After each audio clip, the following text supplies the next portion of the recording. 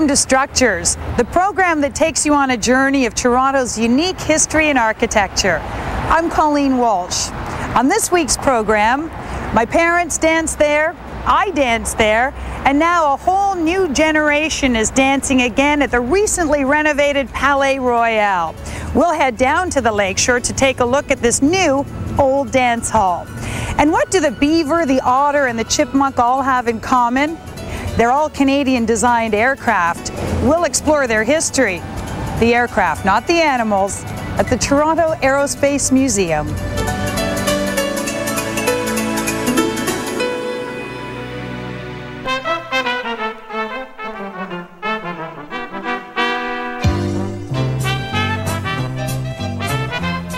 This is a cockpit simulator that was actually used during the Cold War by Canadian and American forces.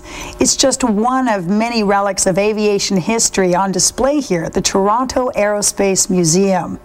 Not only that, this building itself is historic. In fact, this is one of the oldest surviving structures of its kind.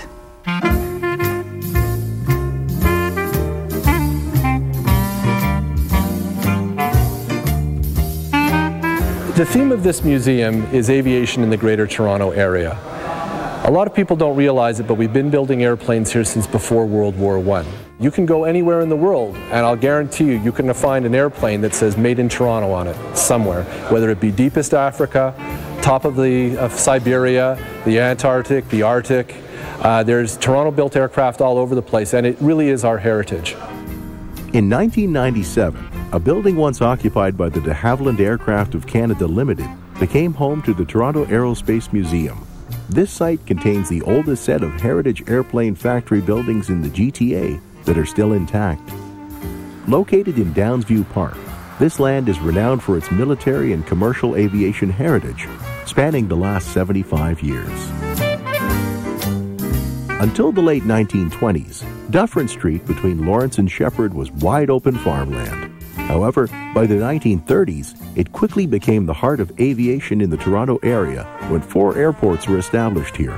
One of them was de Havilland. The area has now been developed into Downsview Park.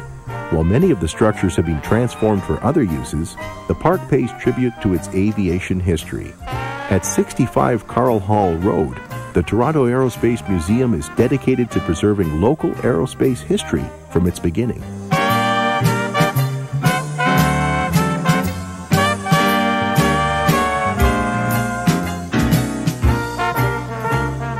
The collection process for the museum has been evolving since we've opened. When we first opened the museum, we had an empty building with no aircraft, and we basically took everything we could get our hands on.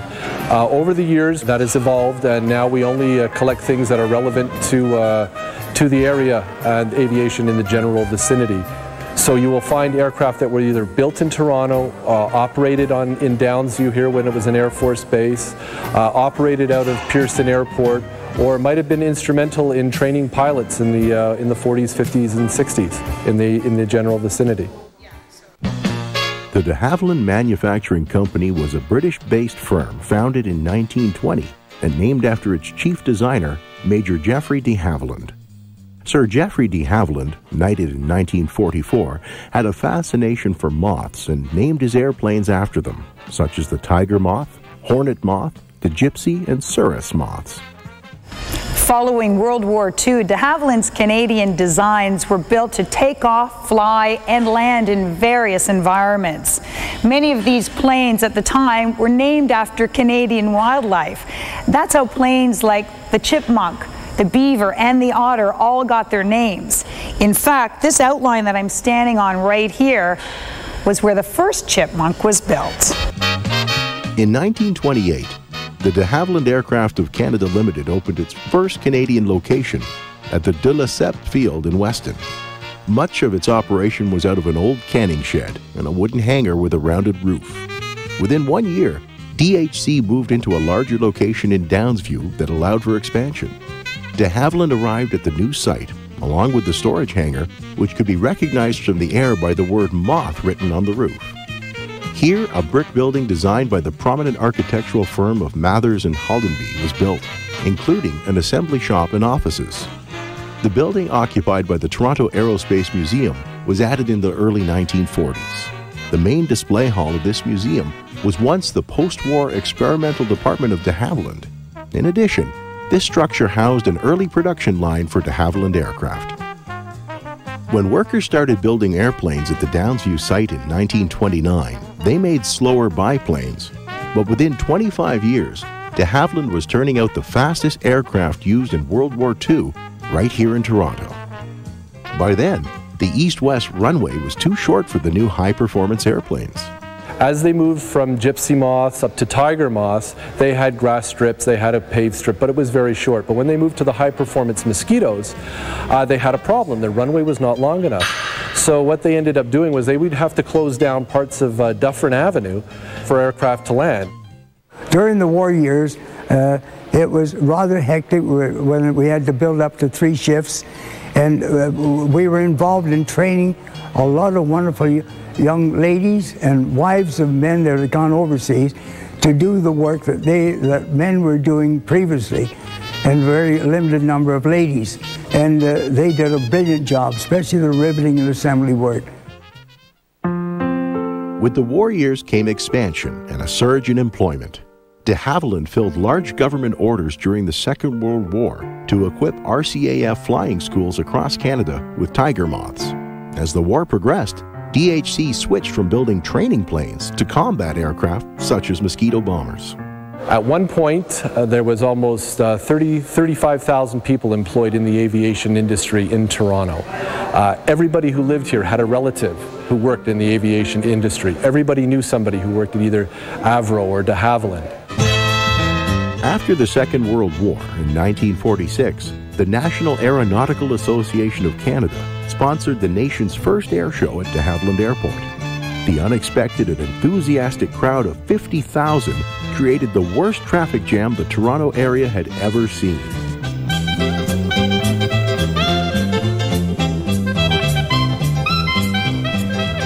High attendance demonstrated the pride Canadians had in the aircraft industry's role during the war. With the first national air show held at this location, de Havilland was front and center. This building became the center for the expanding de Havilland enterprise, which at one time employed approximately 7,000 workers. And many people remember the good old days of de Havilland. So I started in 1929, April the 10th, and I worked until 1978, April the 30th, 49 years. I was an employee, but probably more than that. My dad was an employee for 46 years, almost 47, and in the early days it was home. My dad would be working overtime on weekends and I'd be in here. And I was probably about 8 years old when I started coming in on my own. So I've been here for a while.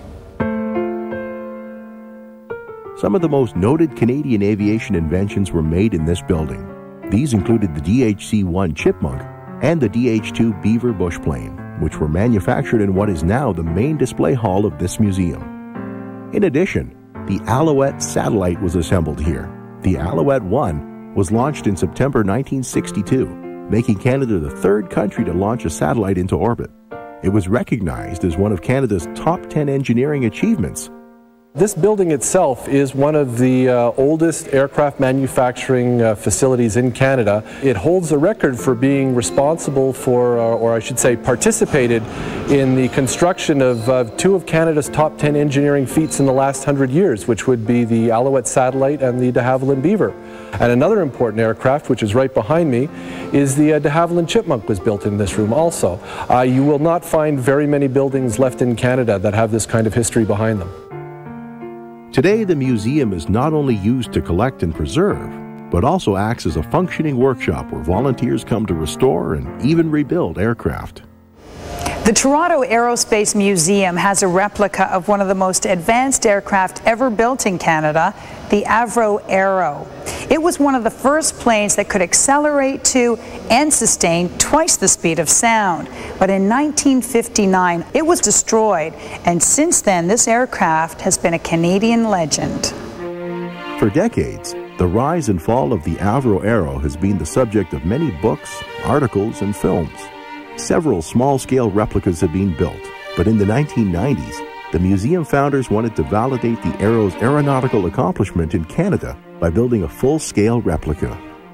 Beginning in 1998, more than 100 volunteers spent 8 years building a full-scale, non-flying replica. It was unveiled to the public on October the 6th, 2006.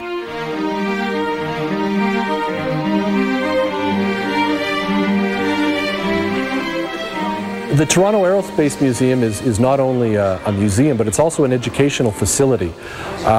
We take great pride in our education programs and trying to raise the level of understanding of flight in children and adults alike.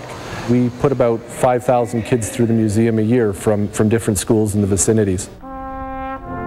Like the faded paint that can still be seen on the building today, memories of de Havilland continue to live on in this old complex.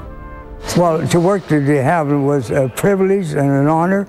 I was able to learn a lot about life, dealing with so many wonderful people. From the thousands of people who have worked within these walls to the aircraft on display, the Toronto Aerospace Museum remains one of our city's treasures. As a member of the retirees of de Havilland, I really hope that we can keep the memorabilia and the tradition going. To the retirees, to a lot of people that worked here, the name de Havilland was home.